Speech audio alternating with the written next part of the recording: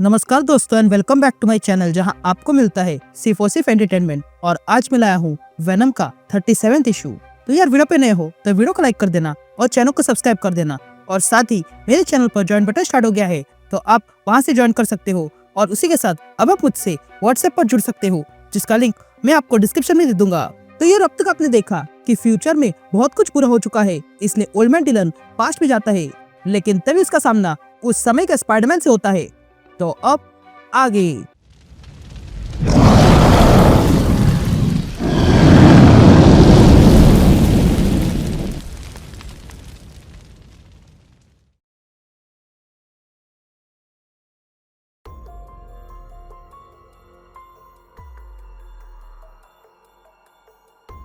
All right gang. तो issue की शुरुआत में हम ओल्ड मैन डिलन को देखते हैं जो गोल्डन मैन को पकड़ के रखता है और उसके अंदर सिरिंज घुसा के उसका एसेंस खींचने लगता है।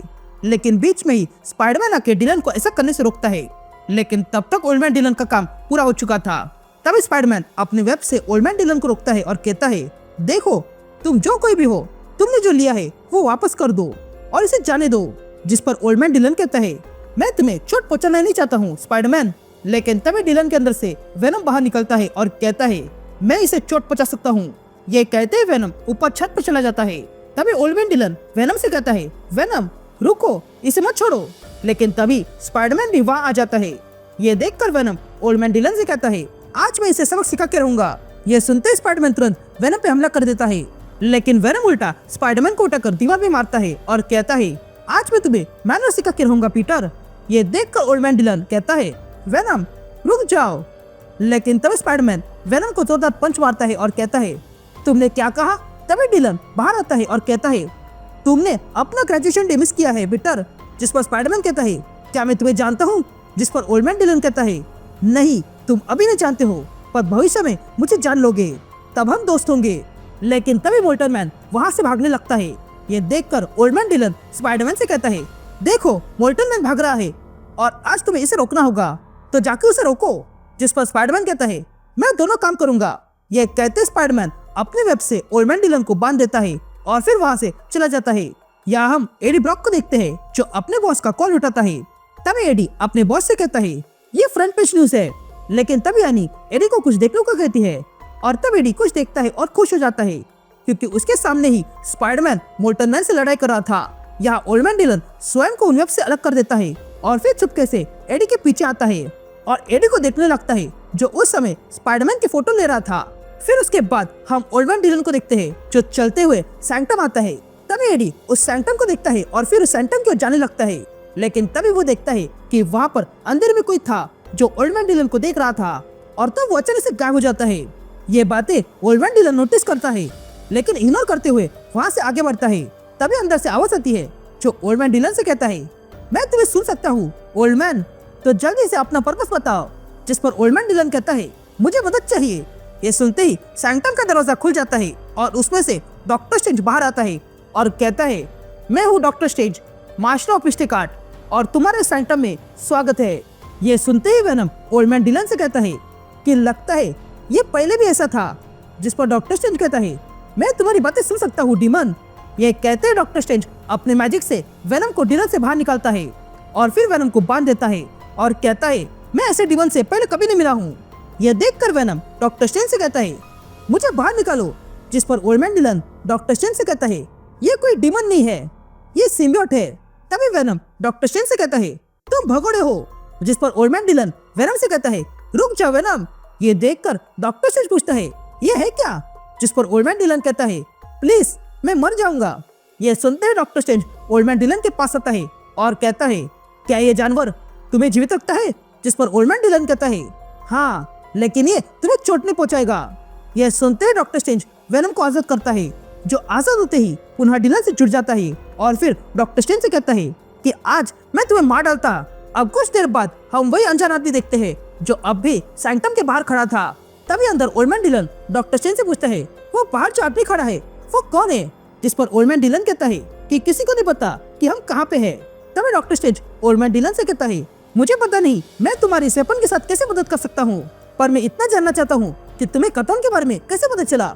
जिस पर ओल्ड मैन डिलन कहता है, तुम्ही ने मुझे बताया था। जिस पर डॉक्टर स्ट्रेंज कहता है, ये ठीक नहीं है। जिस पर ओल्ड मैन डिलन कहता है, तुमने कहा था मुझे तुम्हारे पास आना चाहिए, तुम भविष्य में यही करने वाले हो, वो भी मुझसे। ये सुनते ही डॉक्टर स्ट्रेंज कहता है, अब कोई और सीक्रेट्स नहीं, मुझे सब कुछ जानना है। जिस पर डिलन कहता है, मेरे कोई सीक्रेट्स नहीं है। ये सुनते ही डॉक्टर स्ट्रेंज अपने मैजिक से सब कुछ जानने लगता है। और तब हम फ्यूचर देखते हैं, जहाँ पर old man Dylan old man Strange के पास आता है। तभी ओल्ड मैन स्ट्रेंज पूछता है कि हम में से कितनों को जीना होगा। जिस पर ओल्ड मैन डिलन कहता है, तुम्हारे कहने का मतलब क्या है। जिस पर ओल्ड मैन स्ट्रेंज कहता है कि अगर हम इस मशीन पर जीत पा ले तो भी हम इतने लाशों पर जीत कैसे मान सकते हैं। ये सुनते ही ओल्ड मैन डिलन कहता है, ये तुम क्या कह रहे हो स्टीफन, हम ऐसे ही लड़ाई नहीं रोक सकते हैं। जिस पर ओल्ड मैन स्ट्रेंज कहता है, यहाँ पर कोई जीत नहीं है, हमें बस ये उम्मीद करनी होगी कि उन्हें कैसे मारा जाए। जिस पर ओल्ड मैन डिलन कहता है, हम ऐसे हार नहीं मान सकते हैं। लेकिन तभी उन्हें कुछ सुनाई देता है।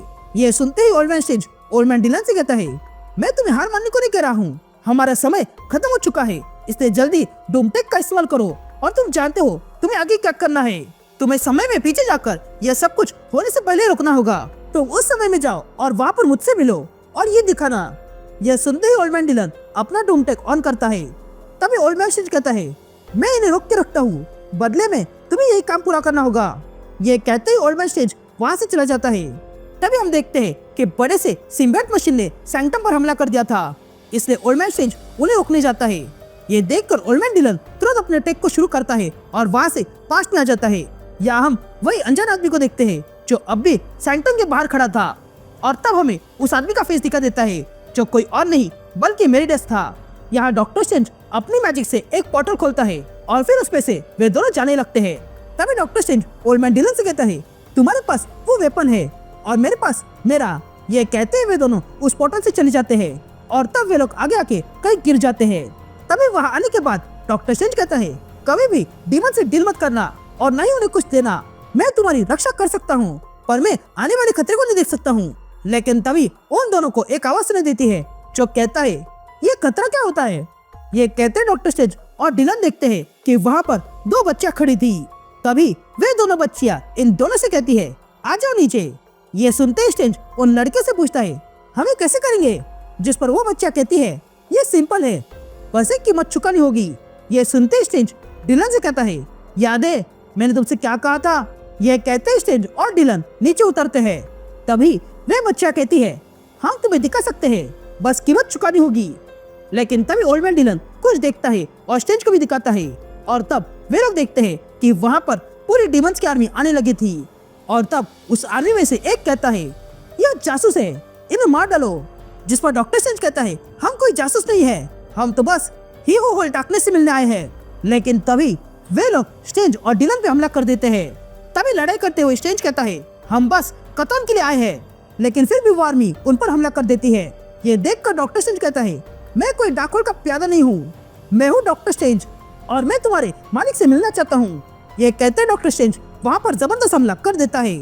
लेकिन तभी स्ट्रेंज और डिलन देखते हैं कि उनके पास की जमीन टूटने लगी थी। और तब वे दोनों उन सारे लोगों से अलग हो जाते हैं। और तब उन्हें एक आवाज सुनाई देती है जो कहता है, मुझसे मिलने मेहमान आए हैं तो उन्हें मेरे पास ले आओ। And that's it. ये इशू यही कंटिन्यू होता है।